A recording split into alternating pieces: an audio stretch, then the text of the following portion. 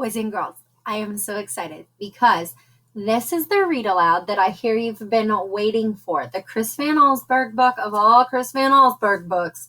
It's Jumanji. I bet a bunch of you have seen the movie. Maybe you've seen all three movies, like the two new ones and the ones from a long time ago when I was a kid. But Jumanji, the book, is different than the movie. So you can be thinking about the ways that you know it's different from the movie. Also going to be thinking about those things we know about Chris Van Allsburg. Mysterious characters. Does it have a twist ending? What are the illustrations like? Those are all things we want to be thinking about as we read. Are you ready? Okay, here we go. Now remember, Mother said, your father and I are bringing some guests by after the opera, so please keep the house neat. Quite so, added Father, tucking his scarf inside his coat. Mother peered into the hall mirror and carefully pinned her hat in place, then knelt and kissed both children goodbye. When the front door closed, Judy and Peter giggled with delight. They took all the toys out of their toy chest and made a terrible mess. But their laughter slowly turned to silence till finally Peter slouched into a chair. You know what, he said. I'm really bored. Oh, me too, sighed Judy. Why don't we go outside and play? Now, I bet that this is something that you can relate to right now. How many of you have been feeling a little bored while you've been cooped up inside? Maybe some of you have decided to go out and play, although we've had all this rainy weather, so maybe not so much. Peter agreed, so they set off across the street to the park. It was cold for November. The children could see their breath like steam. They rolled in the leaves, and when Judy tried to stuff some leaves down Peter's sweater, he jumped up and ran behind a tree. When his sister caught up with him, he was kneeling at the foot of the tree, looking at a long, thin box. What's that? Judy asked. It's a game, said Peter, handing her the box. Jumanji, read Judy, a jungle adventure game. Look, said Peter, pointing to a note taped to the bottom of the box. In childlike handwriting were the words, free game, fun for some, but not for all. P.S. Read instructions carefully. Want to take it home? Judy asked. Not really, said Peter. I'm sure somebody left it here because it's so boring. Oh, come on, protested Judy. Let's give it a try. Race you home. And off she ran, with Peter at her heels. So now, if you've seen the movie from long ago, when I was little, you know that Judy and Peter are the main characters in that movie. But also there's somebody from that movie missing in this book, and it's Alan. Alan Parrish is not in the book.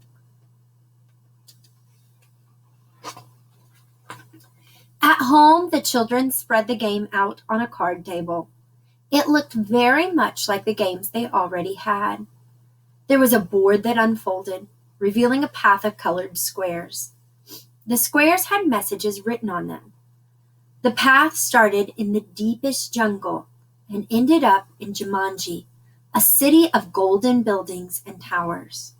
Peter began to shake the dice and play with the other pieces that were in the box.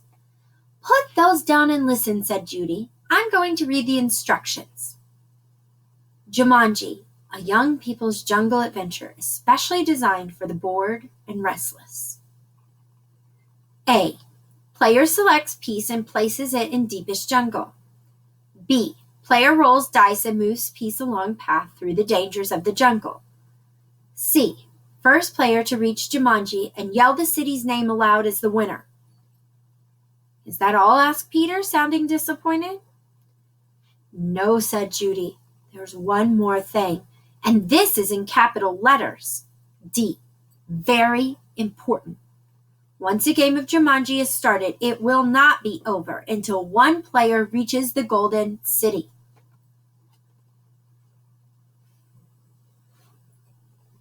Do you see what I see?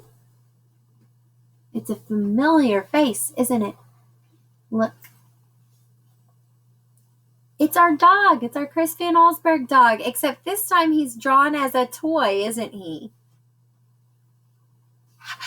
I love how he sneaks that into all of his books.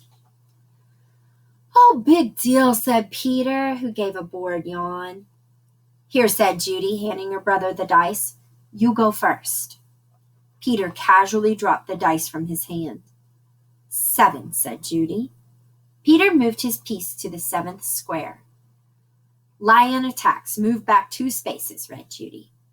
Gosh, how exciting, said Peter in a very unexcited voice. As he reached for his piece, he looked up at his sister. She had a look of absolute horror on her face. Why do you think Judy looks horrified? Do you know? Peter, she whispered. Turn around very slowly. The boy turned in his chair. He couldn't believe his eyes. Lying on the piano was a lion staring at Peter and licking his lips. Must be a hungry lion. What would you do if you were Peter and Judy? I think I'd run. And try to get a door between me and the lion. The lion roared so loud it knocked Peter right off his chair. The big cat jumped to the floor. Peter was up on his feet, running through the house with the lion a whisker's length behind. He ran upstairs and dove under a bed. The lion tried to squeeze under, but he got his head stuck. Peter scrambled out, ran from the bedroom, and slammed the door behind him. He stood in the hall with Judy, gasping for breath. I don't think, said Peter in between gasps of air, that I want to play this game anymore. But we have to, said Judy, as she helped Peter back downstairs. I'm sure that's what the instructions mean. That lion won't go away until one of us wins the game. Oh my. Peter stood next to the card table. Can we just call the zoo and have him taken away? From upstairs came the sounds of growling and clawing at the bedroom door. Or maybe we could wait till Father comes home. No one would come from the zoo because they wouldn't believe us, said Judy. And you know how upset Mother would be if there was a lion in the bedroom. We started this game and now we have to finish it. Peter looked down at the board game. What if Judy rolled a 7? Then there'd be 2 lions. For an instant, Peter thought he was going to cry. Then he sat firmly in his chair and said, Let's play. Judy picked up the dice, rolled an 8, and moved her piece. What do you think will appear next? I bet you have all kinds of ideas. Monkeys steal food. Miss one turn, she read. From the kitchen came the sounds of banging pots and falling jars. The children ran in to see a dozen monkeys tearing the room apart. I love the monkeys' faces in this picture. Don't they look like they're up to no good? Like they're grinning kind of mischievously.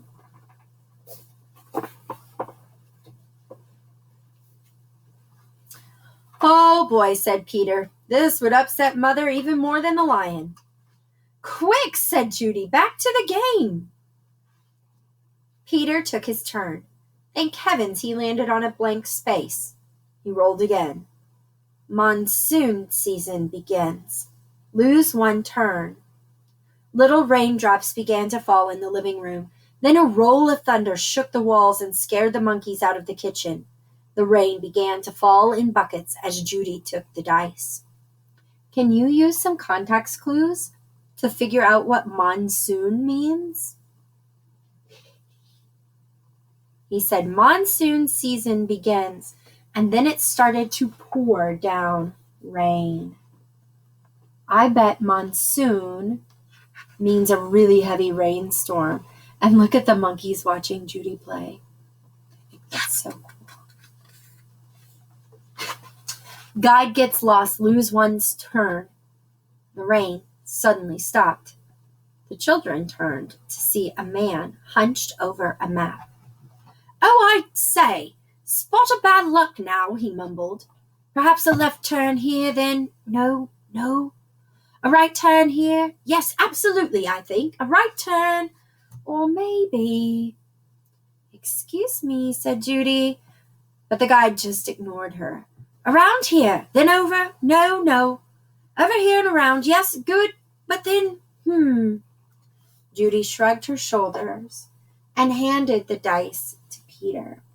Now, I think this was an inspiration for a character in the movie, but I feel like the character in the movie is very different than the guide in this book. If you've watched it, I think you'll know the difference. If you didn't, that's okay too. 4, 5, 6, Peter counted. Bitten by tsetse fly, contract sleeping sickness, lose one turn. Judy heard a faint buzzing noise and watched a small insect land on Peter's nose. Peter lifted his hand to brush the bug away, but then stopped.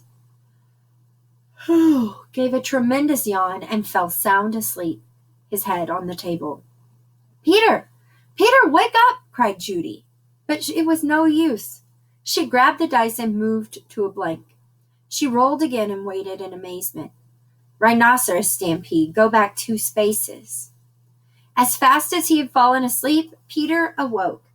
Together they listened to the rumble in the hallway.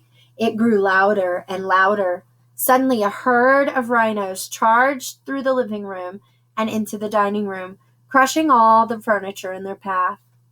Peter and Judy covered their ears as the sound of splintering wood and breaking china filled the house. How do you think their mother will feel about that? If they thought she was mad about the monkeys in the kitchen. Woo! Can't imagine what she would think of this. Peter gave the dice a quick tumble. Python sneaks into camp.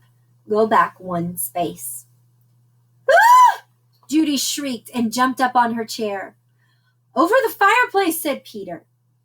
Judy sat down again, nervously eyeing the 8-foot snake that was wrapping itself around the mantel clock. So this piece here over the fireplace, this is called a mantle.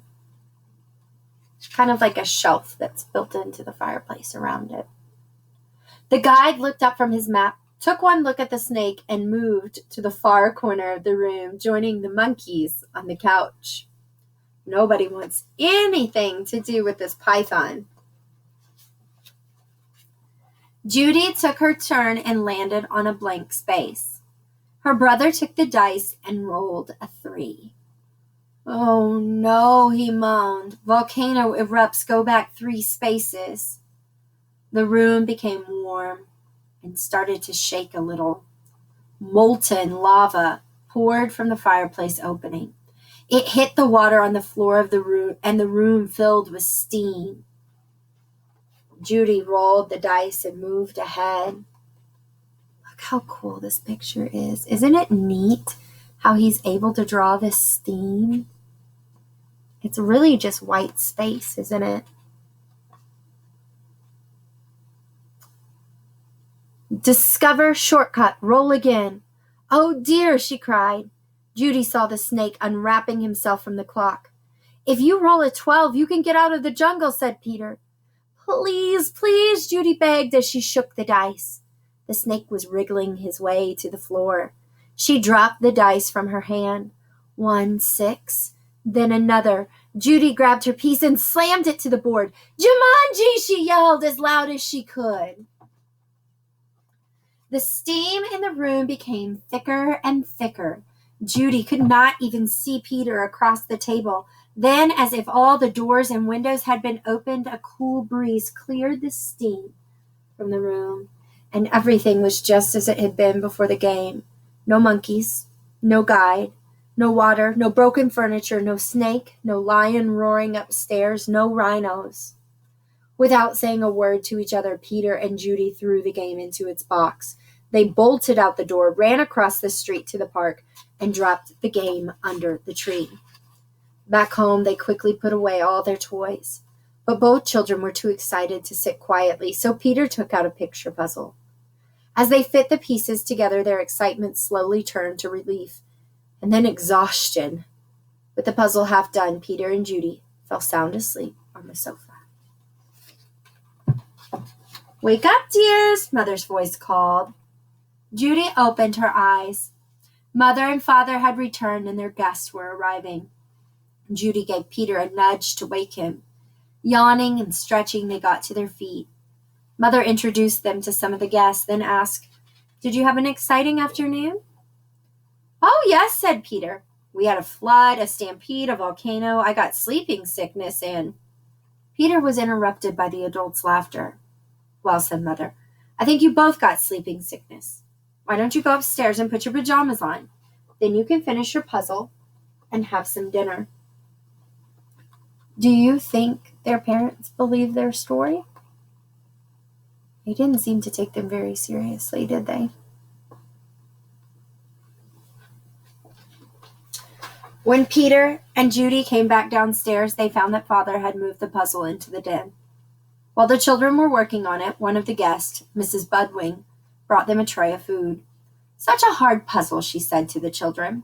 "Daniel and Walter are always starting puzzles and never finishing them." Daniel and Walter were Mrs. Budwing's sons. "They never read instructions either." "Oh, well," said Mrs. Budwing, turning to rejoin the guest.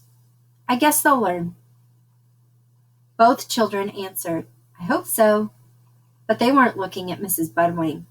They were looking out the window. Two boys were running through the park. They were Danny and Walter Budwing. And Danny had a long, thin box under his arm.